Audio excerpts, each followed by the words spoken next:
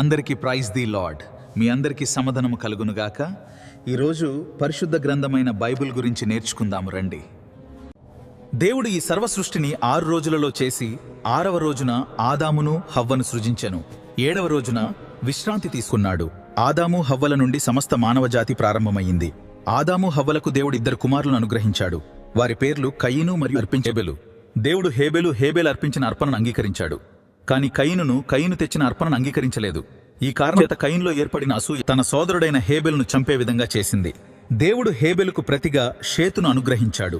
ఈ షేతు వంశం నుండే నోవహు పుట్టుకొచ్చాడు. అబ్రాహాంతో దేవుడు మాట్లాడి, నీ సంతానమును గొప్ప జనముగా మారుస్తాను, నీ ద్వారా సమస్త జనులను దీవిస్తాను అని వాగ్దానము చేశాడు. అబ్రాహామునకు దేవుడు ఇస్సాకును అనుగ్రహించాడు. ఇస్సాకు మరియు రిబ్కాలకు దేవుడు ఏశావు, యాకోబులను కుమారులుగా అనుగ్రహించాడు. యాకోబు తన సహోదరుడైన ఏశావును మోసం చేసిన గనుక ఏశావు చంపుతా భయంతో యాకోబు తన మావయ్య అయిన లాబాను దగ్గరికి వెళ్లి లేయాను, రిబ్కాను వివాహం చేసుకుని 12 మంది కుమారులను కనెను. ఆ కుమారులు యోసేపుపై అసూయ చెంది ఐగుప్తు వర్తకులకు యోసేపును అమ్మివేసిరి. అదే దేశంలో యోసేపు తుదకు ప్రధానమంత్రి ఆయను. కరువులో ఉన్న ఐగుప్తును ఆదుకొనెను. కనాన్లో కరువు కలగ్గా యాకోబు తన కుటుంబముతో ఐగుప్తులో ఉన్నటువంటి తన కుమారుడైన యోసేపు వద్దకు వెళ్ళెను. 70 మందితో ప్రవేశించిన యాకోబు వంశం సుమారుగా 20 నుండి 30 లక్షల జనాంగముగా వర్ధిల్లారు.